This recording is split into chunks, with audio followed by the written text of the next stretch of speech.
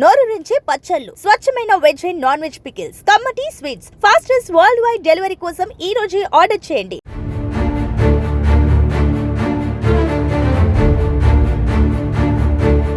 మృతులందరికీ 20 లక్షల రూపాయల ఆర్థిక సహాయం చేస్తాం.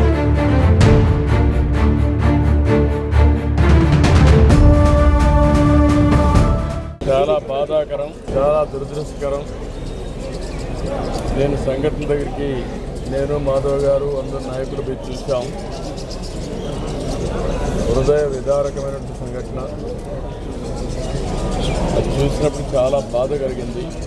ఈ సంఘటన మొత్తం కలిసి ఇప్పటికి 20 మంది చనిపోయే పరిస్థితికి వచ్చారు. 9 మంది హాస్పిటల్లో చేరి క్రిటికల్ గా ఉన్నారు. 2 సేఫ్ గా ఉన్నారు.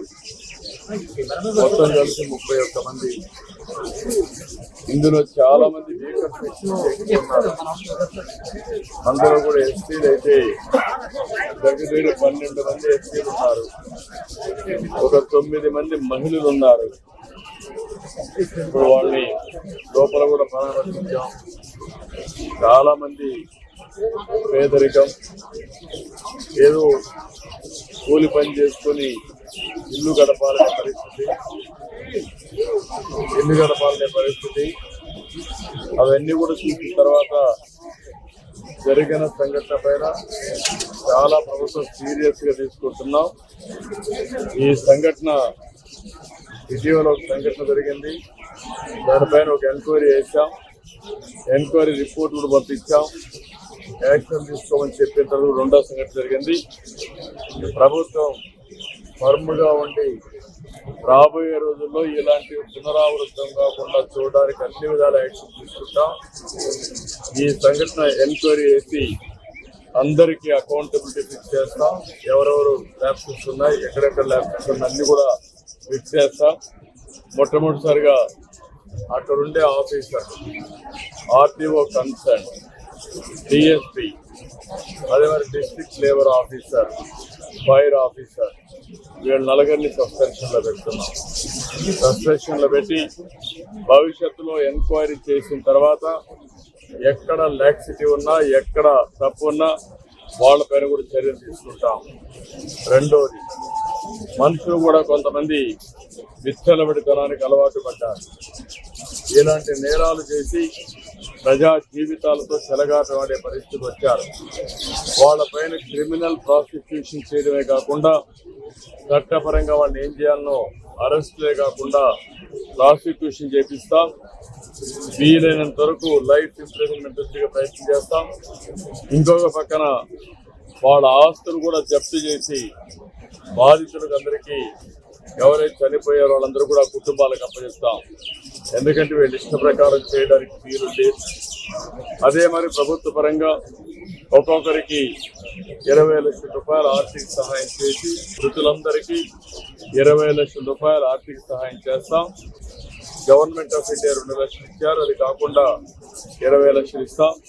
అదే మాదిరిగా వీళ్ళందరికీ ట్రీట్మెంట్ ఇస్తున్నాం. ఆ ట్రీట్మెంట్ అంతా ఖర్చు పెట్టి ఎవరైతే ఈరోజు ఇంజ్యూర్ అయ్యారో వాళ్ళ పరిస్థితిని బట్టి వాళ్ళని ఆదుకుంటాం. కాబట్టి వాళ్ళు కూడా ఆదుకునే కార్యక్రమానికి శ్రీకారం చుట్టాం. వీళ్ళు కాకుండా ఎవరైతే వీళ్ళల్లో కొంతమంది చిన్న పిల్లలు ఉన్నారు, చదువుకోలేని పరిస్థితి కూడా ఉంది, వాళ్ళందరినీ చదివించే బాధ్యత రెసిడెన్షియల్ స్కూల్స్ లో పెట్టి ప్రభుత్వం తీసుకుంటాం.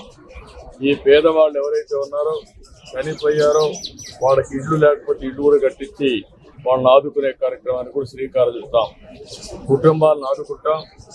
దోషుల్ని కఠినంగా శిక్షిస్తాం. ల్యాబ్స్ అన్ని పునరావృతం కాకుండా ఫర్మ్గా యాక్ట్ చేసి అన్ని విధాల ముందుకు పోతానని తెలియజేసుకుంటూ, నేను ఆ కుటుంబ సభ్యులు చేయాలని కానీ ఆ కుటుంబాలను ఆదుకోవడానికి అన్ని విధాలా సహకరిస్తాం. ఎవరైతే చనిపోయారో ఆ కుటుంబ సభ్యులకు నా ప్రగాఢ సానుభూతి తెలియజేసుకుంటూ, చనిపోయిన వారందరూ కూడా ఆత్మశాంతి కలగాలని భగవంతుని ప్రార్థిస్తూ సెలవు తీసుకుంటున్నాను.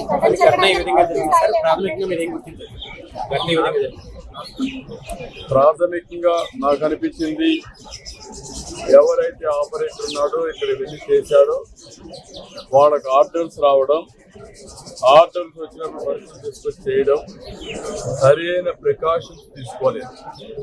ప్రివెంటివ్ మెజర్స్ ఏమైతే తీసుకోవాలనో, ఇది ఎక్స్ప్లోజివ్ మెటీరియల్, అలాంటి మెటీరియల్ ఉన్నప్పుడు అన్ని జాగ్రత్తలు తీసుకోవాల్సింది. ఆ జాగ్రత్తల్లో ఫెయిల్ అయ్యారనేది నా ప్రైమరీ అసెస్మెంట్.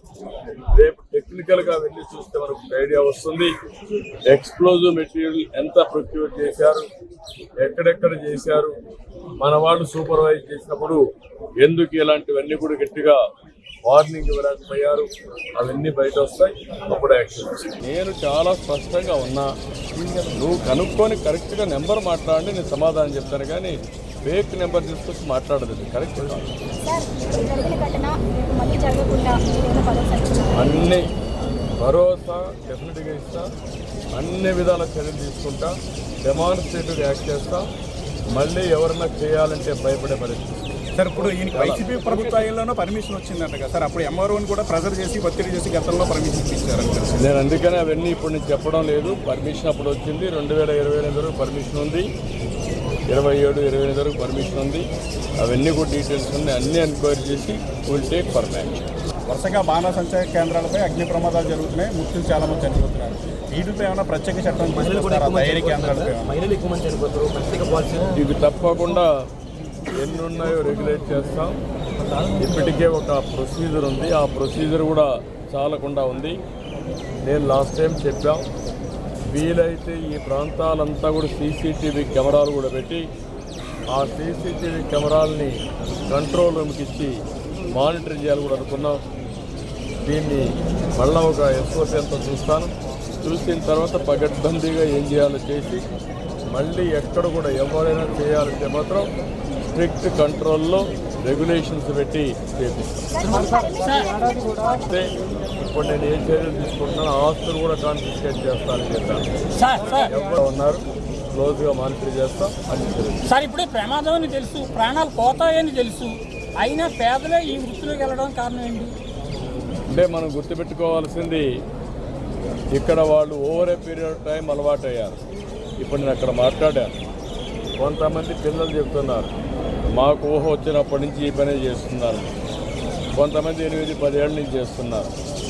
అదే మరి కొంతమంది అయితే భార్య భర్త ఇద్దరు కూడా పోయిన ఉన్నారు. ఇలాంటి అనేక సంఘటనలు మనం చూసినప్పుడు వాళ్ళకి ఇక్కడ 10 రూపాయలు ఎక్కువ వస్తుంది కాబట్టి అది ఒకటి ఉండొచ్చు. వాళ్ళ అవసరాలు బట్టి ఆ టెక్నిక్ నేర్చుకున్నారు కాబట్టి ఎక్కడ ఉంటే అక్కడ పనిచేసే పరిస్థితికి వచ్చారు. అంటే వాళ్ళు పొద్దుస్తమానం పని చేస్తే 700 నుంచి 800 మాత్రమే ఇస్తున్నారు, అదే బయట కూలికి వెళ్తే 1000 రూపాయలు ఇస్తున్నారు. అంటే నువ్వు అంటున్నావు కానీ వాళ్ళకి ఆ పని దొరకలేదు, ఈ పని దొరికింది అంటున్నారు. అది మనం 700 రూపాయలు ఎక్కువ అనేది వాళ్ళ ఉద్దేశం. మాకు 700 అక్కడ వస్తుంది, అదే నరేగా పోతే 300 వస్తుంది. ఉపాధి లేకుండా చెప్పారు. ఇప్పుడు ఏంటంటే వ్యవసాయంలో పనులు లేవు అనేది ఒకటి, వాళ్ళేమంటారా రైతులు మాకు కూలీలు దొరకడం లేదని వాళ్ళకి. ఈ రెండు అందుకే నరేగా కింద 125 రోజులు మన పని కల్పిస్తున్నాం. అదే మరి అనేక విధాలుగా అనేక యాక్టివిటీస్ని ఎక్కడెక్కడ పెట్టాలో అవన్నీ పెడుతున్నాం. ఇంకా ఇవన్నీ వాచ్ చేస్తాం.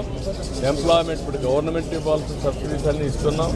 వేరే సూపర్ సిక్స్ కానీ అన్ని కుటుంబాలకు ఆదుకునే కార్యక్రమం ఉంది. ఇది కూడా ఏ విధంగా ఉపాధి కల్పిస్తే జరుగుతుంది.